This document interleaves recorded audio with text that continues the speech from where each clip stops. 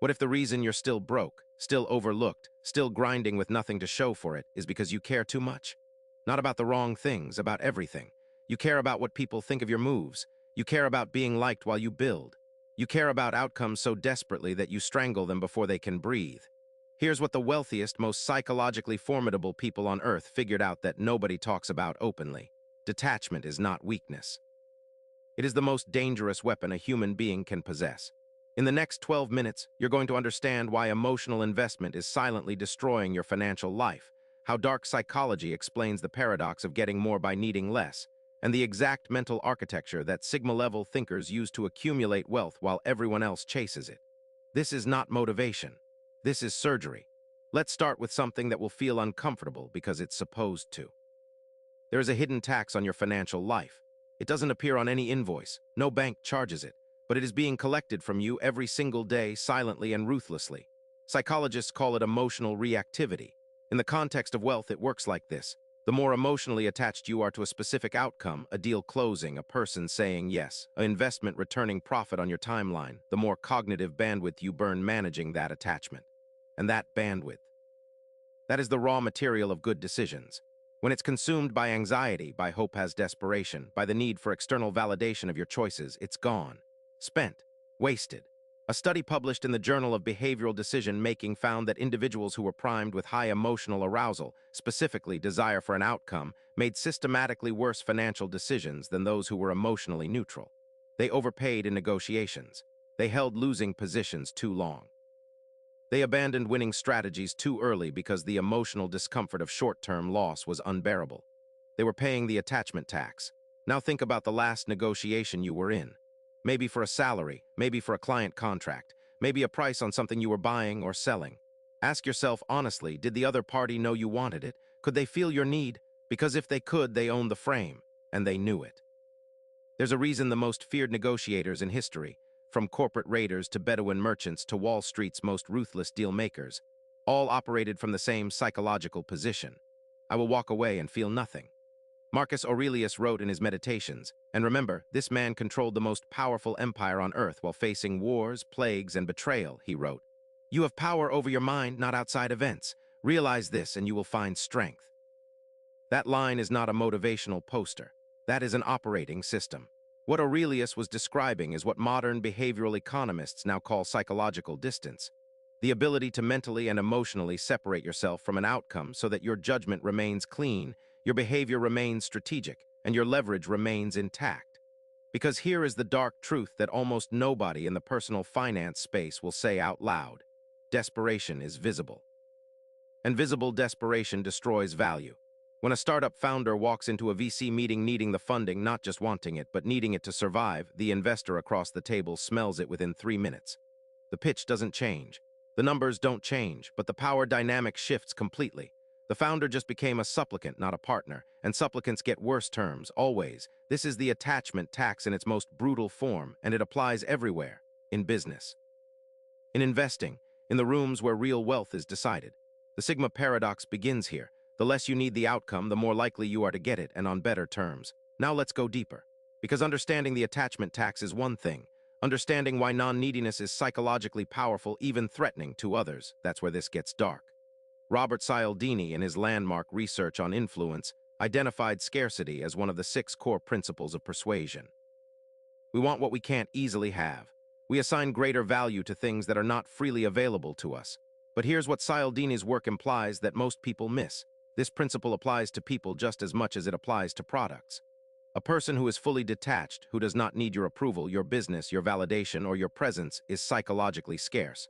They are not chasing. They are not performing. They are not adjusting their behavior to manage your perception of them. And this creates a profound and deeply uncomfortable dynamic in everyone around them. Psychologically, humans are wired for reciprocal engagement. When someone pulls back, we lean in. When someone is indifferent, we work harder to capture their attention. This is not manipulation. It's primal social architecture baked into the human brain over 200,000 years of evolution. The Stoic philosophers understood this intuitively. Epictetus, who began his life as a literal slave and became one of the most influential thinkers in Western history, taught what he called the dichotomy of control. Some things are within our power, our judgments, our desires, our responses. Some things are not wealth, reputation, the opinions of others. Epictetus argued, and this is the counterintuitive knife's edge of Stoic philosophy, that the path to having more is to practice wanting less, not as poverty, not as resignation, but as strategic indifference to outcomes you cannot directly control. He called this apatheia, freedom from irrational passions. The modern world has distorted this word into apathy, which means not caring at all. That is the opposite of what Epictetus meant. Apatheia means caring deeply about what you do, your craft, your decisions, your integrity, while releasing attachment to what those actions produce on any given day. This is the mental posture of every great investor who ever lived. Warren Buffett has said in various forms throughout his career, "I don't try to jump over 7-foot bars. I look for 1-foot bars I can step over." That is not the language of someone desperately chasing returns. That is the language of a man who knows, with bone-deep certainty, that the next great opportunity will come, and that panicking over the current one only blinds him to it. His business partner, Charlie Munger, was even more direct. Munger described one of the most valuable skills in investing as sitting on your ass. The ability to do nothing, wait, and not be emotionally compelled to act simply because the market or other people expected action. This is dark psychology because it works in a way that feels almost unfair. When you are detached, you cannot be pressured. When you cannot be pressured, you hold leverage. When you hold leverage, you get better deals, better terms, better opportunities.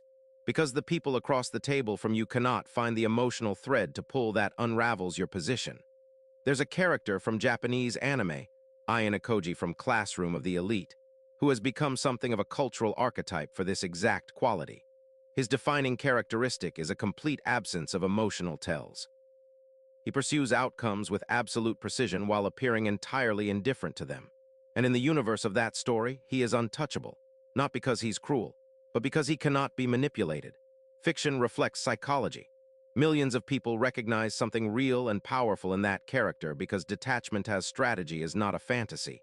It is a documented psychological posture that the most effective people in high-stakes environments actually use. FBI hostage negotiators are trained in it. Top-tier attorneys practice it. Elite traders are selected in part for their capacity for it. And now, in the age of social media, where everyone's desperation is on full display, where every entrepreneur is performing hustle for an audience, and every investor is emotionally reacting to headlines in real time, the person who can master genuine detachment has an almost unfair psychological advantage. They are the calmest person in the room. In high-stakes rooms, the calmest person controls the room. Understanding why detachment creates power is illuminating, but illumination without application is just entertainment. So here is the actual architecture, the way you build this in your own psychology, step by step. The first pillar is process identity over outcome identity. Most people identify with their outcomes. I'm the person who made $1 million. I'm the person whose business failed. I'm the person who got the promotion. When your identity is fused with outcomes, every result is either a threat to your self-concept or a validation of it.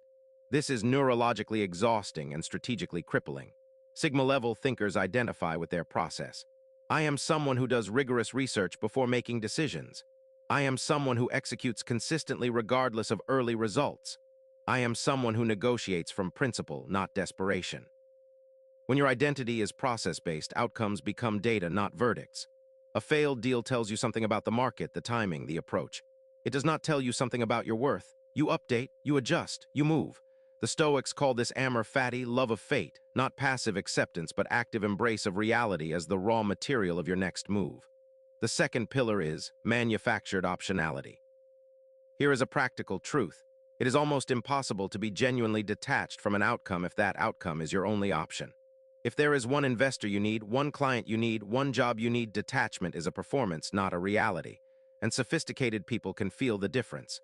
This is why the wealthiest operators in any field obsessively build options. Multiple revenue streams, multiple relationships, multiple pathways to any given goal. This is not hedging in the cowardly sense. This is engineered non-neediness. When you genuinely have 3 viable paths to an outcome, your behavior in any one of those paths changes completely. Your voice is steadier. Your posture is more open. Your willingness to walk away is real because walking away from one path simply means activating another. The dark psychology insight here is this. Your optionality is visible to others even when you don't announce it. People can sense when someone has alternatives. It changes how they treat you. It changes what they offer you. It changes the entire social and economic dynamic of every interaction. Build options not just for the practical value, build them for the psychological signal they send. The third pillar is the pause protocol. Emotional reactivity is fast. Strategic thinking is slow. This is not a character flaw, it's neuroscience. The amygdala, the brain's threat detection system, fires in milliseconds. The prefrontal cortex, where rational calculation lives, takes seconds to come online. In high-stakes moments, when someone makes you a low offer, when a deal looks like it's falling apart, when the market moves against your position, the amygdala screams. And most people answer. The pause protocol is simple and almost embarrassingly powerful. Before responding to any high-stakes stimulus, pause for a duration that is slightly longer than feels comfortable. Not hours, seconds sometimes. But those seconds are the gap between a reactive response that costs you and a strategic response that serves you. Viktor Frankl, the psychiatrist who survived the Nazi concentration camps and wrote Man's Search for Meaning, articulated this principle better than anyone ever has. He wrote, "Between stimulus and response there is a space. In that space is our power to choose our response. In our response lies our growth and our freedom." Frankl was describing the mechanism of human freedom in the most brutal circumstances imaginable. But it applies in the boardroom and the trading floor just as absolutely. The pause is where your detachment lives. Practice it until it becomes reflex. The fourth pillar is outcome visualization with emotional neutrality. This one runs directly counter to most mainstream success coaching, which tells you to visualize your goal and feel the emotions of having it. Generate excitement. Generate desire. Let that energy drive you. The research says otherwise. Gabrielle Oettingen, a psychology professor at NYU and the University of Hamburg, spent 2 decades studying the effects of positive visualization on goal achievement. Her conclusion was stark and largely ignored by the self-help industry. Pure positive visualization, imagining the outcome with strong positive emotion, reduces motivation and reduces the likelihood of achievement. Why? Because the brain, when flooded with the emotional experience of a goal already achieved, partially satisfies the drive that would otherwise fuel the pursuit. What works, what Oettingen found consistently outperforms positive visualization, is a technique she calls WOOP, Wish Outcome Obstacle Plan. You visualize the outcome, yes, but with clinical precision, not emotional intensity. Then you identify the obstacle. Then you plan the response. This is Stoic negative visualization, premeditatio malorum, the premeditation of evils integrated with modern goal psychology. You think about what you want. You think about what could go wrong. You prepare your response. The result is not pessimism. The result is unshakable confidence because you have pre-committed your behavior across a wide range of scenarios. You cannot be surprised into panic. You have already been there in your mind and chosen your response. This is the architecture. Process identity, manufactured optionality, the pause protocol, outcome visualization with emotional neutrality. 4 pillars, 1 result, a mind that wealth flows toward because it cannot be emotionally extorted away from its strategy. Let me tell you about a transformation that illustrates every principle in this video, not as an abstraction, but as a lived sequence of choices. In 1999, a software engineer named Derek Sivers was running a small online music store called CD Baby. He had started it almost by accident, helping friends sell their independent music online when no major platform would touch them. Within a few years, CD Baby had grown into the largest seller of independent music on the internet, processing millions of dollars in transactions and supporting thousands of artists. By every external measure, Sivers had made it, and then the attachment began its quiet destruction. As CD Baby grew, Sivers found himself emotionally enslaved to it. He couldn't delegate because every decision felt like a referendum on his worth. He couldn't step back because the company had become his identity. He was working 16-hour days not because the business required it. It didn't, but because stopping felt like losing himself. He was suffocating. The business, paradoxically, was also suffering because a leader who cannot detach cannot think strategically. He was reacting, managing, surviving, not building, not deciding, not leading. In 2008, after nearly a decade of this psychological imprisonment, Sivers made a decision that shocked everyone who knew him. He sold CD Baby for $22 million, but here is the part most people don't know, and the part that matters most to this conversation. He gave away the money. Structured it as a charitable trust for music education, leaving himself only enough to live simply. And then he disappeared. He moved to New Zealand with almost nothing by the standards of the life he'd built, and he started over. The conventional reaction is, that's insane. He worked for a decade and gave it away. But listen to what Sivers said about the years that followed. He described feeling, for the first time in a decade, genuinely free. Not free in the abstract sense, free in the specific sense that his decisions were no longer contaminated by attachment to protecting what he had. He could think clearly. He could take risks. He could create without the constant background noise of preservation anxiety. And in the years that followed, he built multiple successful ventures, wrote influential books, and accumulated, by his own description, far more genuine wealth, in every dimension of that word, than he had at the peak of CD Baby. What Sivers experienced is what the Stoics would have predicted and what modern psychology confirms. The act of genuine release creates the psychological conditions for genuine accumulation. This is not mysticism. This is not the law of attraction. This is cognitive science. When you are no longer psychologically burdened by defending existing wealth or chasing needed wealth, your prefrontal cortex operates with dramatically greater efficiency. Your pattern recognition improves. Your risk assessment becomes more accurate. Your decisions become cleaner. You stop playing not to lose and start playing to win. And those two games, though they look similar from the outside, produce radically different results. There is a related concept in Taoist philosophy, Wu Wei, which translates approximately as effortless action or action through non-action. It describes a state of moving with the natural flow of circumstances rather than forcing outcomes through will and anxiety. The Western mind often dismisses this as passivity. It is not passivity. Sivers was not passive. Buffett is not passive. Epictetus was not passive. Wu Wei and Stoic detachment are both describing the same cognitive state. Full engagement without emotional dependency. You act with complete commitment. You execute with complete precision. But you hold the outcome loosely because the outcome is not within your power, only the action is. And here is the dark, final paradox that ties everything together. The people who accumulate the most extraordinary wealth are, almost universally, the people who need it the least psychologically. Not because they were born wealthy, not because they were lucky, but because at some point, through study, through suffering, through philosophical practice or hard-won experience, they broke the link between their emotional state and their financial position. They became, in the truest sense, free. And free people make better decisions. Better decisions compound. Compounded decisions produce wealth. This is the Sigma paradox. Detachment is not the absence of ambition. It is ambition purified of desperation. And purified ambition is almost impossible to stop. If this landed for you, if something in this video shifted the way you see your own relationship with money, with outcomes, with the need for external validation, then you already understand why this channel exists. MindsetMaster is built for people who are done with surface-level motivation, who want the deep architecture, the uncomfortable truths, the psychological tools that actually change behavior at the root level, not just for a morning, but permanently. If that's you, subscribe. Because every video on this channel is built to do exactly what this one just did, challenge the frame you're operating inside and give you a better one. And if this video gave you one genuine insight, one thing you're going to do differently, drop it in the comments. Not for engagement, because articulating an insight is the first act of owning it. Before you close this, sit with one question, not a motivational question, a diagnostic one. What outcome right now in your life are you holding so tightly that your grip on it is the thing preventing you from having it? A deal. A relationship, a version of success, a number in a bank account. The Stoics spent centuries trying to answer one question: what does a free person look like? And the answer they kept arriving at, from Epictetus in chains to Marcus Aurelius on a throne, was always the same. A free person is not someone who has everything.